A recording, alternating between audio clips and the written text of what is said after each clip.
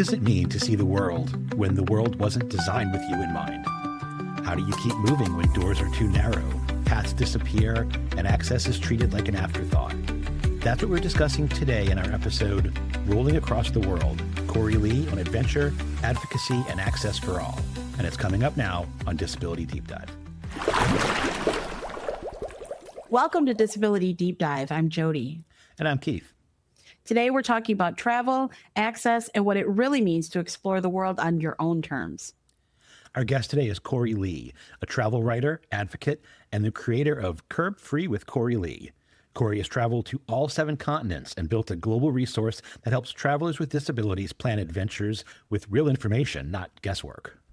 In this conversation, Cory shares lessons from the road, realities of navigating inaccessible spaces, and what tourism professionals still get wrong about meaningful access. Let's dive in with Cory Lee. Hello, Cory. Welcome to Disability Deep Dive. For listeners who may be new to your work, can you introduce yourself and tell us a little bit about your journey as a travel writer and advocate? Yeah, thanks so much for having me on the podcast today. I'm really excited to be here chatting with you all. So I am Cory Lee, and back in 2013, I launched a travel blog all about my adventures around the world as a wheelchair user. I use a power wheelchair because I have spinal muscular atrophy. It is a form of muscular dystrophy, and basically, I don't know how much you may or may not know about SMA, but my muscles do degenerate over time, and I basically have overall muscle weakness. So I've used a power wheelchair since the age of 4, and really, when I was growing up, I would mostly take trips within the U.S., really only in the U.S. actually, and just take road trips. I live in Georgia, so mostly along the East Coast, destinations in Florida, like Disney World. I'm a Disney adult. I'll admit it. I love that place.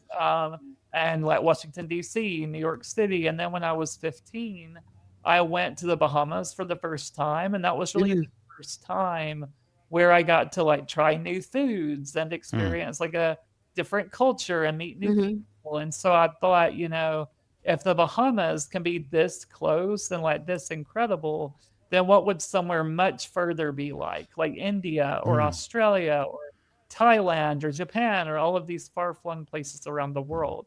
And so that really is where I think the travel bug bit me, and where my brain started thinking I really need to get out there and see more of the world, because it's probably pretty awesome out there.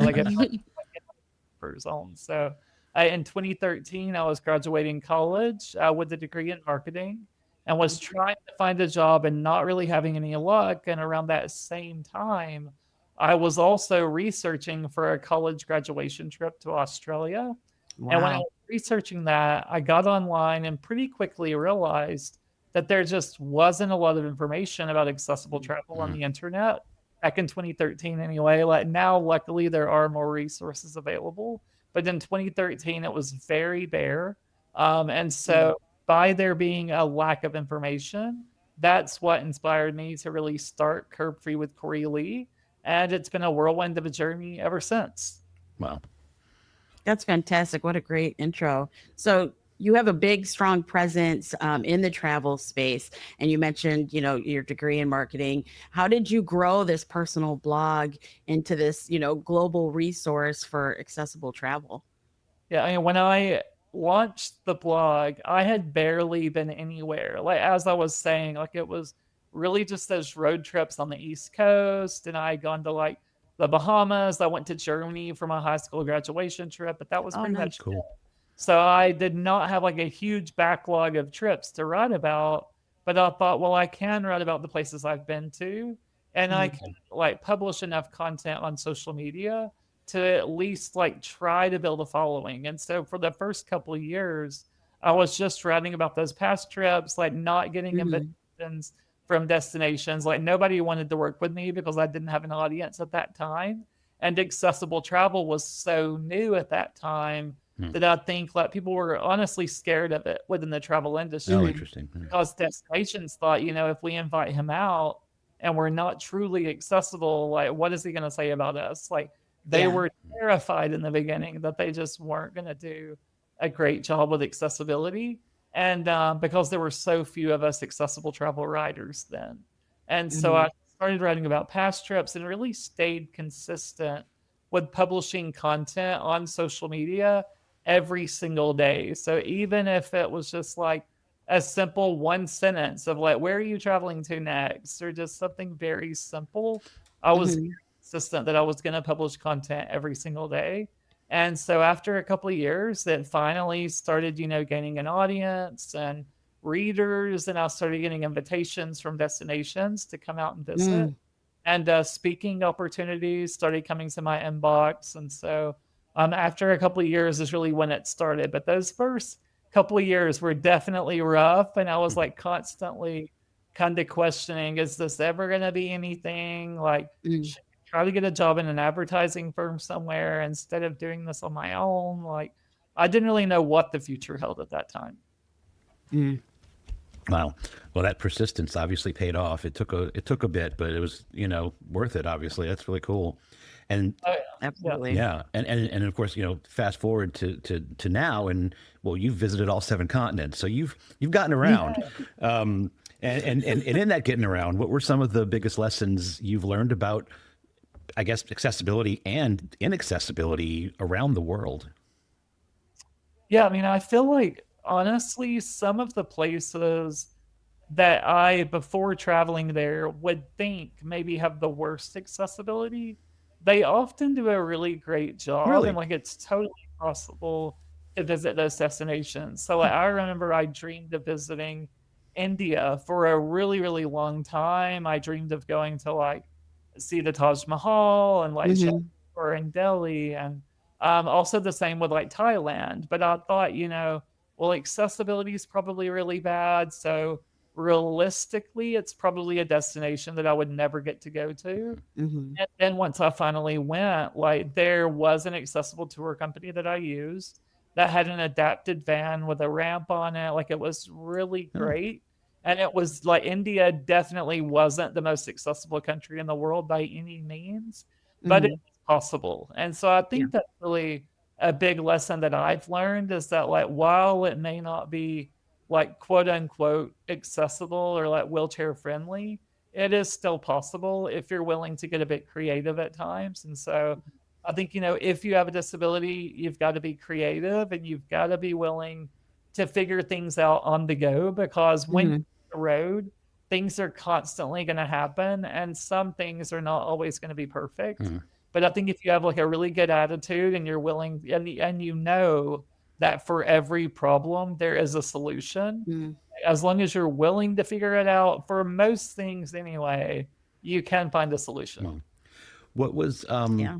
what was a location that you were surprised was like really highly accessible that you weren't expecting? I would say, I mean, it's probably not like a huge dream destination to most people, but I think it should be. But Finland, I went Really? to Helsinki, Finland, Okay. and it was in January of 2016. So there was Mhm. a ton of snow, and I was like, this is going to be an interesting trip because number Mhm. one, how am I going to navigate through the snow with a power wheelchair? Sure. Number Mm. two, accessibility probably isn't that great. How am I even going to get around the city with transportation? But when I got to Helsinki, I found out that they have over 300 wheelchair accessible taxis within the city No Wow. kidding. of Helsinki. Every mode of public transportation, the buses, the metro, were completely wheelchair accessible. And even the sidewalks were heated so that the snow melts. And so I could easily Oh. roll around the city. Oh wow. And so Wow. it's like really, really surprising to me that a city like Helsinki that I had like never even really heard of and didn't expect accessibility to be great, like does better than most places like, in the US even. Wow. Wow. Yeah. Oh, and then the inverse of that real quick. What about a place that you thought was going to be really accessible and turned out to just kind of be a mess? Uh, I would say definitely I would have to say Paris. Oh. Mm. Oh. Had really, really high expectations for Paris. And then when I got there, it was just a terrible experience overall. Mm. Oh my gosh. Metro was like not wheelchair friendly. I couldn't get on a metro. I visited back in 2011, so I've heard that it has improved since then a bit, but in 2011 it was rough, you guys. Like, Yeah. Wow. there was only one accessible taxi in the city, One? and Wow. to hire it for one day, it was 800 euros per day to use it. And Oh, so it was Absurd. like prohibitively expensive. And luckily we were only there for a day on a day trip from London. So like it worked out and it was fine. But if you were there for longer than a day, like it would Mm. be crazy right. expensive to rent that accessible van. But yeah, Paris was rough. But I mean, I've heard it's gotten better. So I Okay. would love to like go back and like try it again and Yeah. maybe it's better. But yeah, in 2011 it was hard. Yeah. I wonder if they've updated things because of the Olympics and the Yeah, I was Paralympics just thinking going. about that. Maybe Yeah. that caused yeah. a Hopefully. change. So you've been to many, these places. We're talking about this range of what's possible and what still needs work. A lot of disabled travelers run into these roadblocks that other people don't even consider. What's a memorable challenge that you faced, or maybe you're still even facing when traveling, and how do you navigate it? I mean, I think the biggest challenge by far, and I get questions about this daily from my audience, is air travel. I think, Mm, with air travel, we still have so far to go mm, when it comes to true inclusivity and accessibility. And so, mm, like, when I'm flying, I cannot use the restroom on the plane. mm, And so I cannot transfer to the onboard wheelchair and then get into the lavatory with a companion, which I would need a companion to help me in the restroom. mm, And so I'm constantly worried, like, am I going to need to use the restroom during the flight? So I will like dehydrate myself for a day or two Mm. before the flight, kind of like starve myself so that I don't need to use the restroom on the plane. And then I'm mm, also constantly worried throughout the flight if my wheelchair is going to be damaged because it's Yeah. thrown in the cargo hold with all of the luggage. And it has been damaged a few times where it was so bad that I couldn't even like drive out of the airport independently. And uh, so I'm constantly worried about that. And I think, if we could just get air travel to a point where it's easier to fly as a wheelchair user, we would see so many more people with disabilities yeah. traveling around the world. Like it's by far the biggest issue in the travel space, I believe. Mm, what a shame. Yeah. Yeah. Yeah. There are, oh, I will say there are, for the first time ever, companies now that are finally talking about making it better. So Mhm, companies like All Wheels Up, they are a nonprofit that's dedicated to making a wheelchair spot on planes. So they're like trying to fund all of the research and all of that. And then Delta Flight Products recently invented a prototype where a wheelchair user could stay in their wheelchair on a plane. So I'm hopeful, like for the first time ever, that we will finally see accessibility in air travel, but mhm. think we're at a minimum like 5 to 10 years away from that. But at least like now we do have a little bit of hope though. Yeah, I think I remember seeing one of your videos where they showed a seat that folds up so that you could just back right Yeah, yeah, into it, and then they secure your seat down. That's amazing, and that definitely needed, one, to protect your wheelchair and your comfort. You're most comfortable in your chair, so to have that on such a long flight would just be amazing. oh yeah, absolutely. Like I mean, on every mode of transportation, otherwise, whether it's like the Amtrak train or trains Mhm, in Europe or buses, like I can stay in my Mm. wheelchair. So mhm, like airplanes are kind of the last mode of transportation that just are not accessible at all. So mm. yeah, hopefully one day we'll see that change. That'd be Yeah. great. That'd be game changing when it That'd be does. great. Yeah. Yes. Well, your site is packed with practical guides, destination reviews, and lots of resources. What are the most common questions that you get from readers planning their own accessible adventures?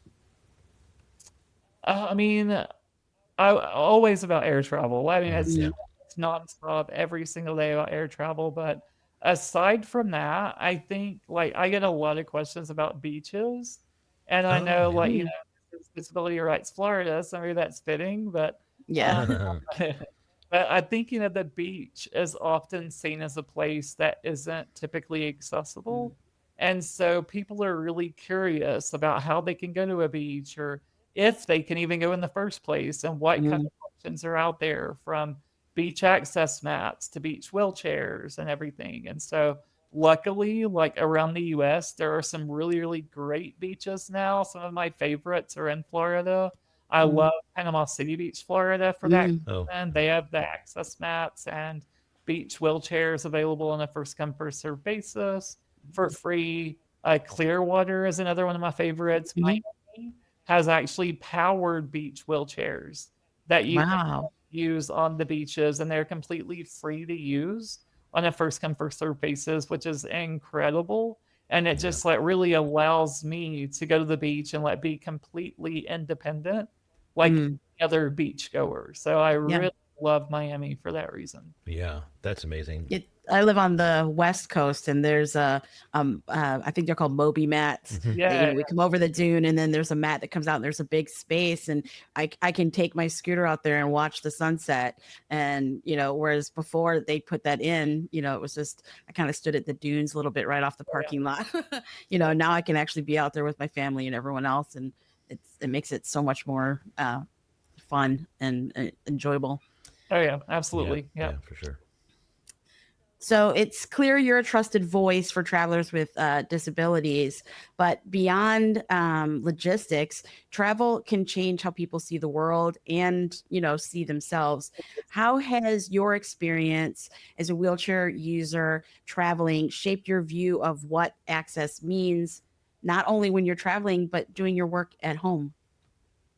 I mean, I think the biggest thing that travel has given me, I think, is empathy. And Mhm. just like realizing, like, when I travel to places like Thailand or India or Morocco, like meeting other wheelchair users and Mm, just learning about what their lives are like in these countries where accessibility definitely is not a priority as much as it is here in the US. So, like, in the US, we're mhm. very lucky to have the ADA, thanks to many disability champions that came before me and fought for Yes. that. And when I go to these other places, it's just like very clear, like how little accessibility means in a lot of places. And so, honestly, like it's given me a lot of empathy, but it's also made me really thankful to live in Mm, a place where some level of accessibility does exist. Like I think, mhm. of course, it could be a lot better. Like the U.S. is by no means like perfect when it comes to accessibility, but Sure. I am thankful that we at least do have laws in place, and I really wish that every country around the world could have some kind of regulations in place for accessibility. Definitely. I agree. Yeah, for sure. Well, for tourism professionals, maybe listening to this, uh, what's one thing that you wish hotels, airlines, attractions, anything related to travel, that those folks understood about providing access that's meaningful, not just checking a box that says, yep, we're accessible, but like meaningful access? Oh What yeah. would you want them to know? I mean, I think especially when it comes to hotels, I frequently, whenever I'm booking a hotel or talking to representatives from hotels, they'll say, "Oh yeah, we're ADA compliant. Like we have Hmm. an accessible room," but they don't understand that accessibility means something different to Mm, every person with a Right. disability. So, right. like, a wheelchair user, like friend of mine, needs a bed that's like 20 inches tall, that for me, I need a bed to be 25 inches tall or higher. Mhm. So it's like drastically different from one person with a disability to the next. And I feel like, hotels especially just stick to the basic ADA guidelines and Mhm. want to be ADA compliant. And whenever I hear the word like ADA compliant, I honestly like hesitate for a minute because it makes me think, well, you did the bare minimum then. Like you Yeah. did go above and beyond. You were just simply being compliant to abide by the laws. Yeah. And so I really want places like to start, like hotels, to start including photos and videos of Mm, that Oh, accessible room. yeah. Because when I go to like Hilton.com and try to book an accessible room, the photo that's featured for that room is like 99% of the time not even a photo of that room. It's just a Yeah. static Right. stock photo Right. that they pulled from some website. And Mhm. so I would love just more photos, more videos, more detailed information about accessible hotel rooms, whether it's bed height, the doorway width, the type of shower, if there's a lip to get in the shower or not. Mhm. Like those very specific details could really, really help and give people the confidence to actually book the stay. Mhm. Yeah, you mentioned the shower. I was just, when you were talking about the hotels and the pictures, I was thinking sort of the same thing. The only time I ever feel like I see a picture that might be specific to an accessible room is that they show that it's a walk-in or roll-in shower. Other than Mhm. that, you don't. But it's great. That's important. But right, there's so many other aspects of the room that they Oh, don't yeah. even think. But the shower seems to get the focus, which is a big one. I mean, admittedly, but Oh, yeah. Yeah. yeah, it's still like there's so many other things, and yeah, I think it's a really Right. great point. Yeah, we just need like way more detailed information. Yeah, Like it would Yep. be so helpful. yeah, yeah. Well, I believe it was your mother had a post about walk-in showers at a hotel that have a lip. So Yeah. they were talking about, yes, it's a walk-in shower, you just roll-in shower, but it has this lip, and she's always so concerned because depending on the height of that can cause an issue Oh, just yeah. rolling in. Yeah. And having a picture so you can determine and kind of be prepared ahead of time would make a world of difference Oh, yeah. in that.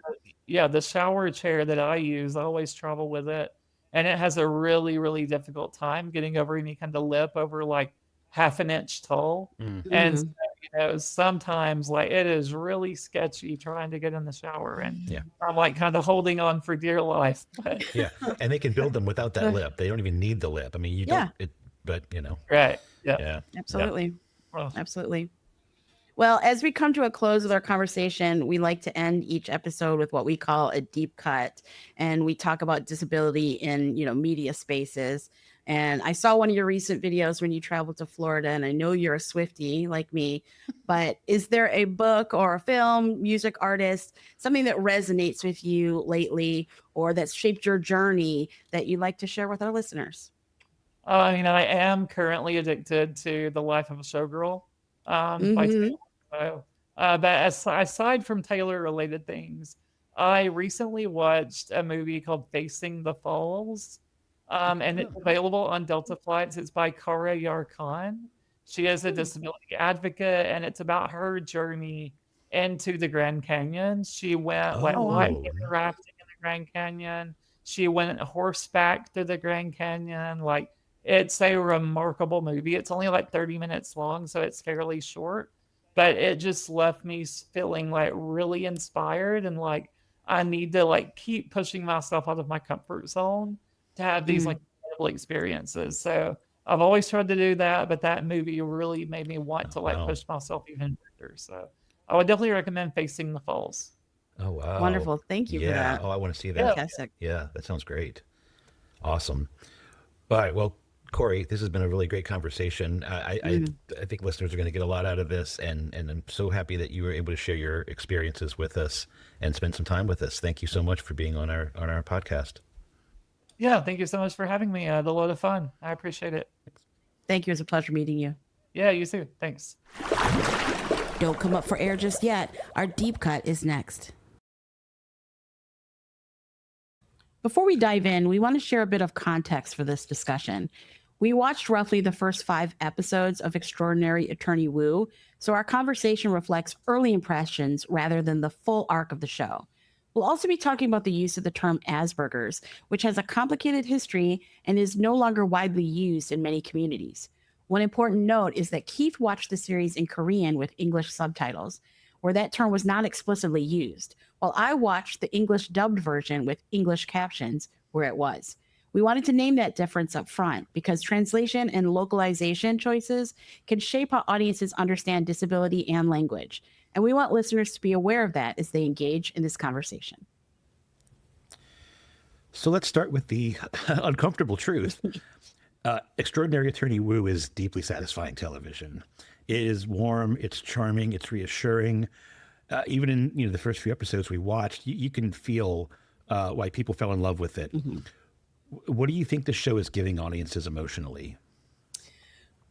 Well, it came out in 2022. We're now in 2026. Mm-hmm. I think it kind of gives an emotional relief. And I, we're living in a moment where the world feels unkind and unpredictable and, sometimes hostile.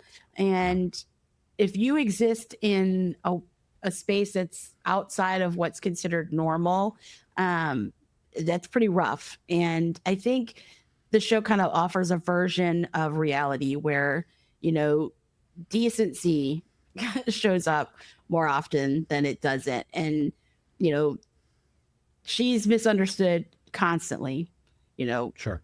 in every interaction that she has. And the story kind of shows that people are going to come around and people are going to become understanding. And, it's a powerful for a character that's, lived in this, their reality of being dismissed and underestimated. And, that could be really reassuring to people. I think that the key tension is that the show feels emotionally honest, even when it's not, necessarily being socially realistic. Yeah.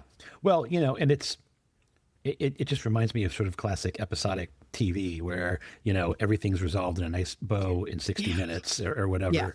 And, it's, I think like so many TV shows throughout history, it's, it's not real life. It's, it is a bit of a fantasy that, everything gets wrapped up. Everyone understands by the end and everyone feels good. And we move on to the next episode and, like nothing ever happened. Yeah. So, and it's not quite, it's a little more of a modern series where, there's a storyline that kind of travels through, at least again, the first, few episodes we saw. So it's, it's a little more modern than like the classic 70s, 80s series where, the next episode, someone could have been through a horrible trauma in the previous one. And everyone's just like, eating ice cream and dancing like nothing ever happened. And the next, but it should be like a few days later in their lives. So, it's not quite that, but it's still, it's fantasy TV, but it is, for all the good and bad that I could probably point out in the show, it makes you smile and, it might even make you shed a tear a couple of, sometimes. And it's, it's just fun. It's fun TV for what it is, its own little thing. It gives you a deeper appreciation for whales too. I never learned so much about whales. Yes. Well, I think it's important to name that, the show doesn't just tell a story about autism. It tells about, in my opinion, that how people wish people would respond to disability, So for me, the question is, who is this fantasy serving? Disabled viewers or the average Joe? I mean, that's a great question. You're right. I mean, it's unrealistic and kind of amazing how quickly misunderstandings or the complications of the show kind of get resolved. And I mean, people with disabilities, I mean, we all wish that like someone just understood right away and, I get it, so sorry, move on, and move on with their lives and not, harp or gloat or baby, or whatever people. So it's, it's the fantasy for people with disabilities, disabled viewers seeking hope. Is it, that is it to educate the non-disabled viewers? Is it to reassure them that everything's okay? I don't know. I don't know what the answer is to the question, because it is, I think there's a number of ways to look at it. And I don't know I'm not sure which one it is. I don't know what the show tellers were really trying to the showrunners were trying to convey, honestly. It's hard to tell sometimes. I think it's based on your lived experience, what you're going to get out of it. I know what I get out of it, but it will vary as, the next viewer, what they're getting out of it. So, I think I'm speaking for them in a generalized term. I think it's supposed to be a feel good show. I think that's what their, goal was. Yes, we're going to educate you a little bit on this, but the goal is to feel good. And you can tell Yeah. that with like the credits and the way that, the whale things happen and stuff, that's the goal of it Yeah. to me, I think, over an all encompassing idea for it. Yeah, I agree. And there's points about it that will, I think, what helps really shape my answer, we'll kind of get into. In fact, I think coming up in this next question here, we'll talk more about it. But yeah, it is. I agree. I guess you get out of what you get out of it, and it's made different viewers are going to get different things, get different things out of it. Mm-hmm. Yeah. Well, so the main character, Woo Young Woo, she's not just competent, she's extraordinary. I mean, it's in the name, right? She's extraordinary, top of her class, photographic memory, legal brilliance. So do you think the show is saying this success is because of her autism or in spite of it? Well, I think they used, her savant aspect of her autism to, quickly get the audience to buy into this character, and just kind of ready to ride the wave. But I think it turns her brilliance into the reason why she's accepted, if that makes sense. It frames this idea that you have to earn access and respect, that it makes that the system that she's working within makes access or makes accessibility to her based on her being impressive, and what that can do is, autism is a spectrum, and there are average people with autism and people who are struggling that have autism, and they still deserve the same dignity and access that she's giving, even though their stories can't be wrapped up in this cute little package. But again, that's how you're able to tell this story and to sell this story is, by the exceptionalness, the extraordinariness of her particular autism, her particular niche that she's in. So I think it's only that way because of her autism and because of where that puts her. Because I think if some smart woman just walked in who was top of her class, what's the story there? Right. You need a dramatic arc. You need something to make it unique compared to other people's stories. Okay, sure. What bothers me is it reminds me, it feels like the movie Rain Man in some respects.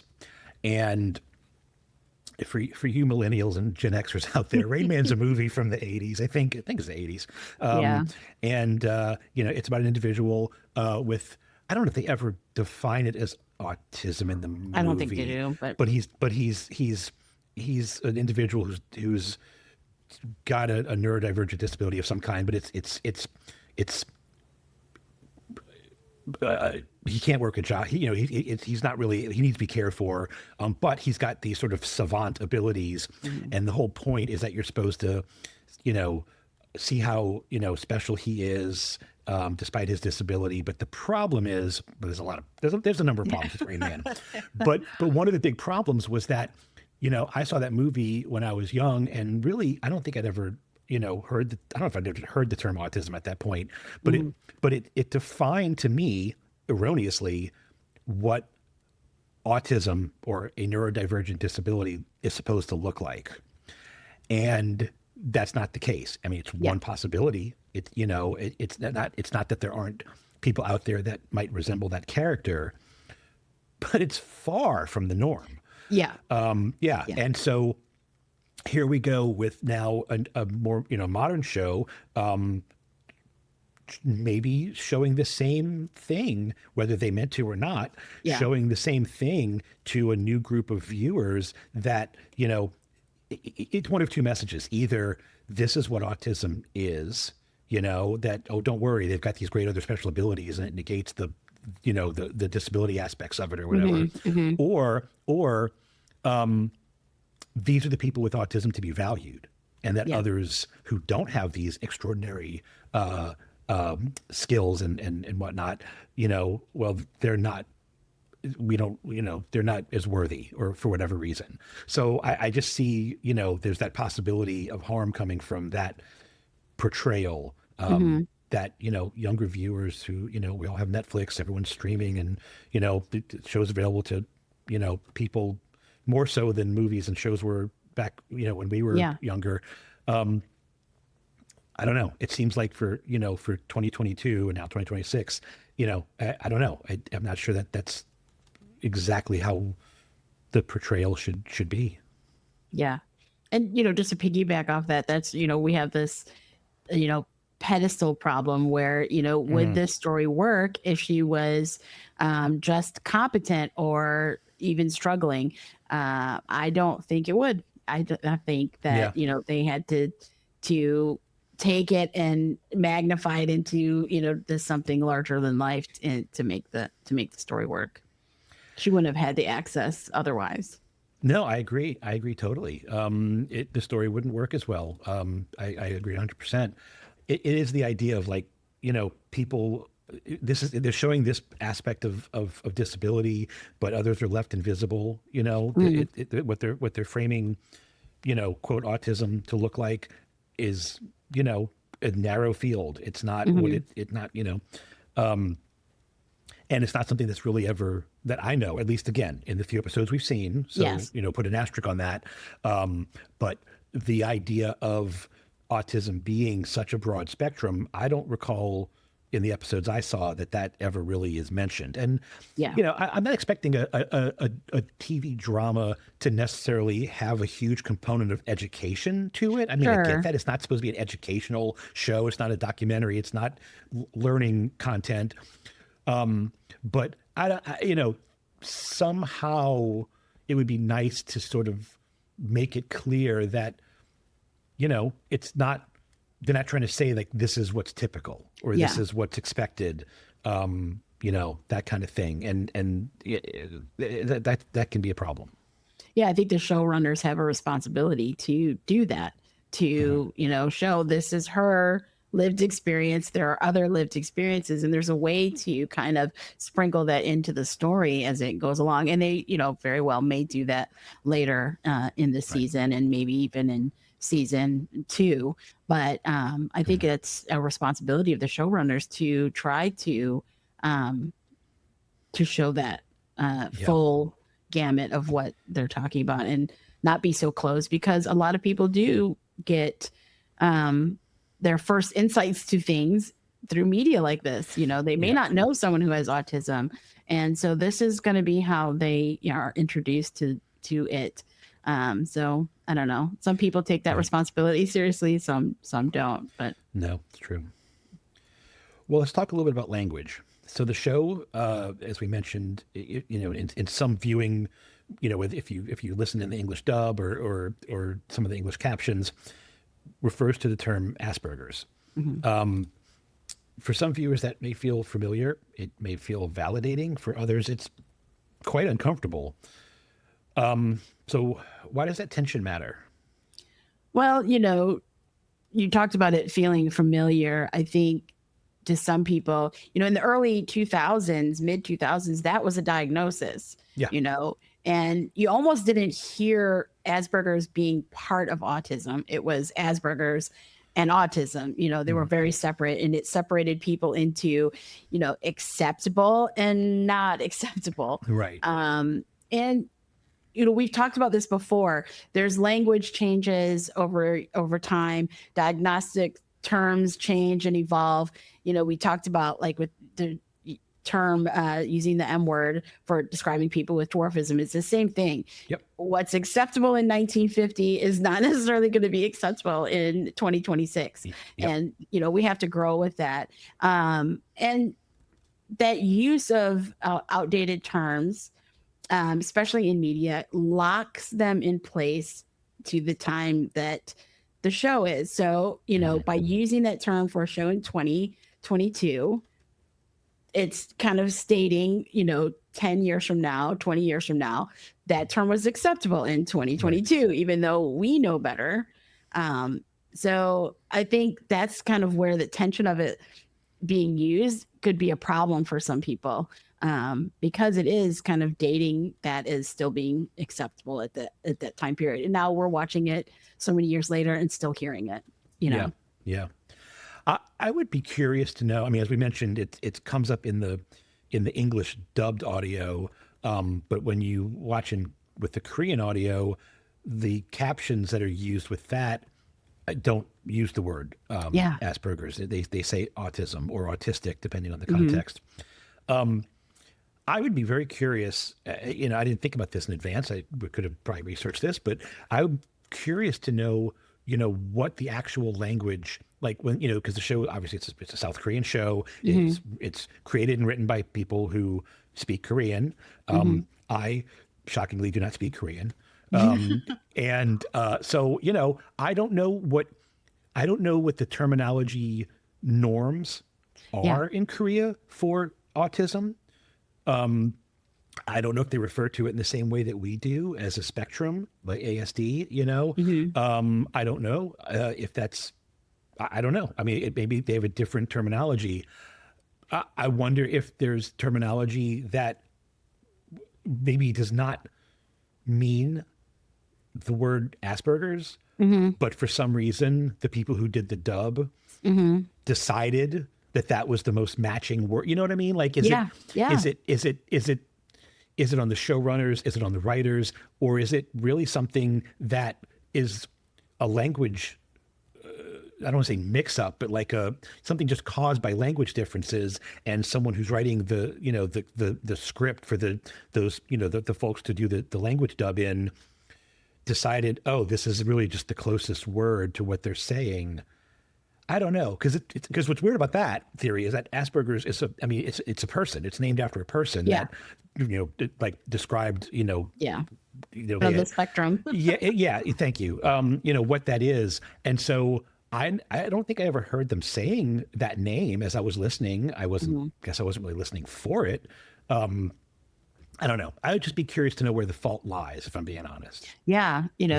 Because it's a global show and language doesn't land the same everywhere, we have to think about the responsibility of, who is responsible for the series, and again, the exposure that people are having for the first time to autism.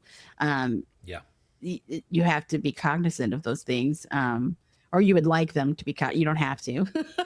Some people are.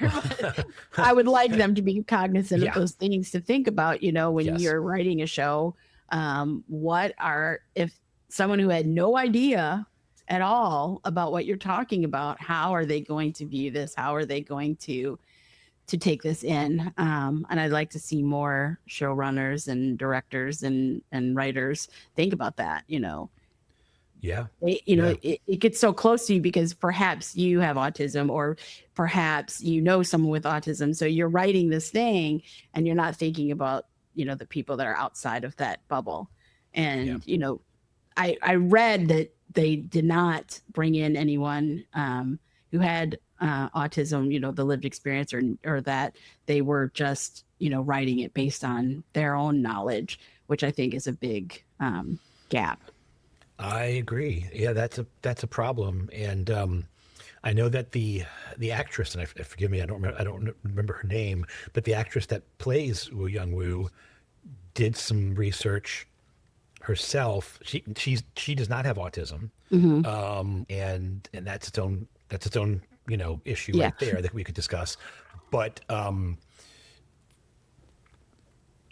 she sort of created a character based on, I guess, the different people that she spoke to about autism, or maybe with autism. I don't know, but it's her interpretation. And I think that needs to be remembered. It's not necessarily any one person's actual realistic view of what autism could be. Not that it couldn't be. It's just that it's acting. It's not, And the problem is that sometimes this is where people get their education from. Even though Mhm. it's fiction TV, they learn about, again, I learned about, erroneously, autism from Rain Man. Yeah. I mean, that's the risk, that's the fear, and people have, people have very inaccurate views of disability when this kind of thing keeps happening. And there's not a lot of uh further research by people. They see a Yep, show, they read a book, exactly. and that's what they get it from. There's no well, let me look into that a little bit more, let me dig a little deeper. We've Yeah, kind of lost that because we're so used to ingesting as much yeah, right, media as right. we can. There's no uh it doesn't carry on past just watching the show, which is a shame. But It is, it is. Well, there's no doubt that the show has increased awareness, but as we're saying here, awareness can be shallow, and misleading. So, where do you see that line showing up in the early episodes? well, I think a big part of what they're missing is we're seeing a lot of external of her being, out in the public, at work, whatever. And she's getting this eventual, patience and acceptance from the people around her, but we're not there. We're not into her internal self very much. Like the realities of what it is to mask or to have burnout or be overwhelmed, and the long-term emotional cost of her having to say, we're not talking about whales, we're not talking about this, we can't, we're not supposed to have echolalia, all those things. um that that wears on a person over time, Yeah, having to remember those things. And again, I think them not having people from the autistic like community involved in shaping the story, that the awareness and the knowledge of autism, we're getting this polished representation of what yeah. it can be, as opposed to an honest truth, and it could be a choice because they're trying to keep things light and happy, and but that bothered me a little bit that we It didn't comes. get Yeah, so much internal, yeah, yeah. I very agree. surface. It that the creative choice comes with consequences. Yeah, yeah. Well, I want to push this just a little bit further and ask Okay. about, people. We were talking about people, this being their first, potentially being their first introduction to people with autism. Yeah, But, if this messaging doesn't cause them to see autism in a different light, or how they view people with autism in their lives, has it shifted the conversation? Has it opened doors? Has it enlightened people? And you know we have this parasocial empathy for characters on TV, but it doesn't always no, then go out into real life. And no, it doesn't. I don't think this is helping that. I don't think this show helps that scenario. I agree 100%. I don't think it does either. I think the show borders on the whole inspiration trope thing at times, and there's not really any true accountability or depth when it comes to portraying the character of Young Woo and her disability. It becomes very superficial at times. I mean, sometimes I see the character as being very childlike Mm, in a way, which is again okay. That's I it's again, it's an actor's portrayal. yeah. It's a decision that was made by an actor and the crew. And I just kind of keep thinking about that at times. And I'm like, so, is it typical? Is it not typical? I mean, as people, who work in this area, we're more aware of what's typical and what's not typical. But I don't know that I want everyone who views the show thinking that individuals with autism also, as adults, act like children at Yes. times. Yes. That's not always the case. That's not Yeah. accurate. So you can like the character, you can think, oh, how great and how wonderful, and I get it, it makes sense. But there's a difference in that with actually understanding and respecting a full community of individuals with autism or just in the broader sense, disability in general. Mm-hmm. Agree. I also had again, we didn't watch very many episodes, but they were hinting at this, love interest coming in, and him being such a, what they call like a green flag, being just this, golden retriever of a guy. Yeah. That kind of, bothered me too, because, they played it off that people with autism get from everyone else get such patience and understanding. And that is not the case. I mean, we don't even get that in real life, in general. So that was a problem for me too, a little bit with, it just being too fantasy for me, I guess is the word. Yep. I yeah, that makes sense. That makes sense.